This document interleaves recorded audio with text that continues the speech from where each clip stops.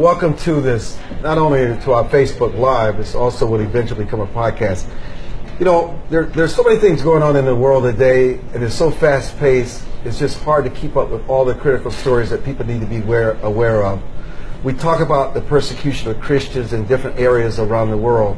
And what we want to do is with philosopher and constitutional law expert Bruce Fein is bring into focus what is really going on in the country of Nigeria. What we're about to share with you that's going on in the country of Nigeria, where almost 50 million people could lose their lives, is just going to blow you away. And Nigeria, believe it or not, Nigeria has become the most dangerous place for Christians in the world. And you're asking, what did he just say? Yes. Nigeria has become the most dangerous place for Christians in the world. Bruce Fein, who was there recently, who spent time there, has come back with a startling report. This is his first interview, and we're breaking news here. Bruce, tell us what you saw and what is actually going on. Because when we think of Nigeria, we think of Boko Haram and the kidnapping of children, but it's much more deep and much more pervasive than what we know. And not only that, but just in terms of the numbers. For example, when I was there recently, even before my arrival, in the northern Nigerian states, and you've got to remember 12 of those states have Sharia laws enshrined as their legal code. It's just not advisory, it is the legal code, you know, cut off hands and stoning women and that kind of thing. But in these 12 northern states, there was a youth group. It gave a quit order to 11 million Biafrans who reside and have businesses there, saying, if you don't leave your home and business by October 1, we will destroy you. And the government did nothing. These are Housi Fulani, radical Islamics who made the threat. As we're sitting here today, that October 1st date hangs like a sword of Damocles over 11 million Christian Biafrans. That's twice who perished in the Holocaust. Moreover, in the southeast, where the Biafrans predominate numerically, the Housi Fulani are killing children in churches. Just in the last 48 hours, they've begun an assault. It's called Operation Python Dance, where the Housi Fulani soldiers are coming in. They're taking youths. I could put pictures if you had. They've sent to me. They've shot them. They're lying down dead in the water in industrial scale. And this is because the Housi Fulani, who are very, if you want to put an accurate term, almost backward economically. And the Biafrans are much more educated and skilled economically, so they prosper. And they reside in much of the oil area of Nigeria. And the Housi Fulani, who are radical Islamists, youths who have very little, you know, economically, they're preying on their Christian brethren. And the government is doing nothing. In fact, it's participating with the military. Are you telling me that the president of Nigeria has become a sympathizer to this, where you actually can go into religious gatherings, churches, and you can just kidnap and kill innocent people? With impunity. With impunity, and they say and do nothing? They do not. For example, I mean, I am a lawyer. I'm suing 16 members of the armed forces. We can't sue President Buhari because he's got immunity, because they have gone in and slaughtered and killed Christian Igbos. It's a pending lawsuit in the U.S. District Court in the District of Columbia, and there's no sanctions. There's no punishment for any of these members of the armed forces. Boko Haram is tiny compared. You're talking about hundreds. We're talking about millions here. Forget about the government. Why is there not an outcry from the people in the community? Why is there not an outcry from people who care, who know some of these children and these families? And why no outcry from the media? Why are we just hearing about this for the first time? Well, part of it, I think, Armstrong, is that lots of groups are not sophisticated with regard to the media. And, you know, the media responds to attention-getting efforts.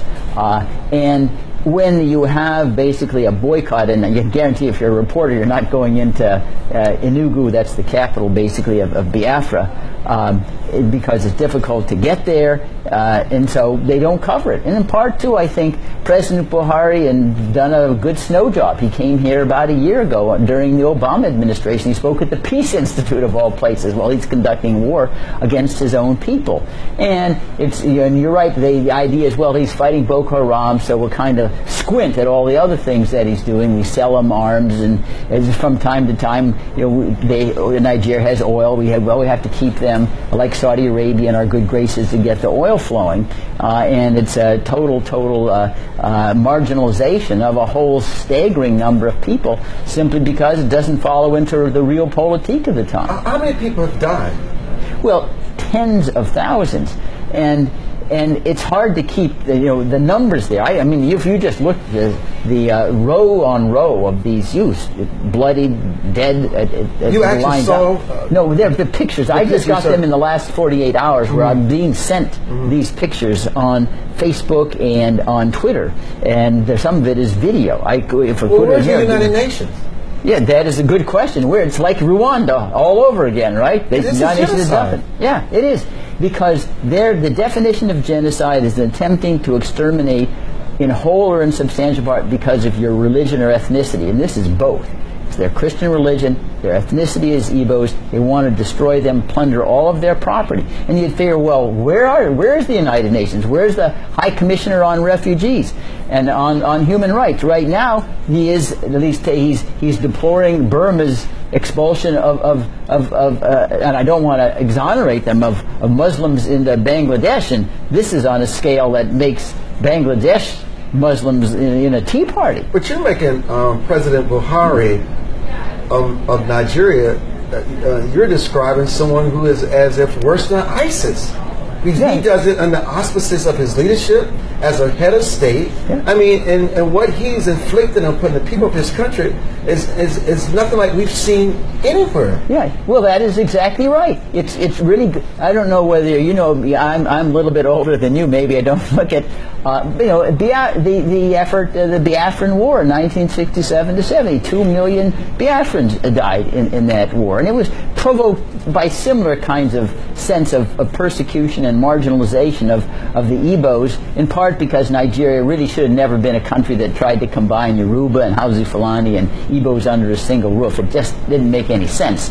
And what you end up with is the majority oppresses the minority, and especially since historically the Hausa Fulani dominated the military, they had the guns, and so they just shot and dominated by force and violence and threats and intimidation. But how do we stop, for our listeners, how do we stop the genocide? What needs to happen to stop what's going on in Nigeria and bring it to the world attention? Well, what I have suggested and encouraging members of Congress, we need to get an international arms embargo on Nigeria. We need to have the UN Security Council designate particular people that should be investigated for the crime of genocide to be tried for the International Criminal Court, which has been done in other cases. We need to get these people who are complicit in the genocide listed. There's a recent law passed in the waning months of the Obama administration. It's called the Global Magnitsky Human Rights Accountability Act, where the president can designate people who are implicated in gross violations of human rights for a denial of visas, and their assets are frozen. There's a stigma attached. So those are the efforts that your constituents can recommend to their legislators in Congress and the United States Senate, and writing President Trump directly. Because remember, as President Trump, and especially Vice President Mike Pence, he attended a world summit on persecution of Christians globally in Mayflower Hotel here in Washington, D.C. in last May, and where he made all these statements that President Trump is going to stand up and against these radical Islamist terrorists who are slaughtering Christians. Well, here's a chance to do so on the strongest scale that's imaginable. And one thing that worries me, Armstrong, among others, aside from the sadness and the compassion you have for these families and people being killed and their lives being destroyed, is if Buhari can get away with this with impunity, what signals does that send to all these other Muslim-dominated radical countries in the Middle East?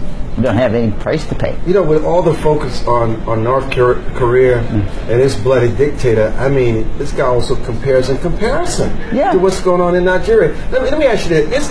Is there a tinge of racism to this?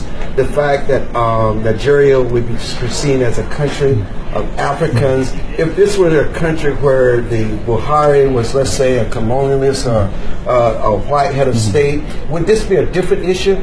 Do they lessen the value of these lives and the importance of this matter because it's an African dictator? Well, I think the answer is yes, as crass as that may seem. Well, it's just Africans killing each other, so who like really cares Rwanda about it? and Ethiopia, yeah, or Zimbabwe, Mugabe, yeah, it doesn't really matter. You know, human rights are only for white folks. And I think that is a commentary on the whole, you know, the racism is still a very, very prominent element and influencer in international affairs. Because otherwise, in terms of the scale of what's going on there, see, this is not a tiny 50 million. That's a huge number. That's probably larger than 3/4 of all the nations who are members of the United Nations. Bruce Fein, thank you for this critical update. I'm Armstrong Williams, constitutional lawyer. Bruce Fein. We'll be hearing more about this as in the future, and I'm sure this has become your obsession. You want to make sure that the world knows about this before another child has to die. It gets on the agenda. Absolutely, Armstrong. It's critical. I'm Armstrong Williams. Thank you for joining us.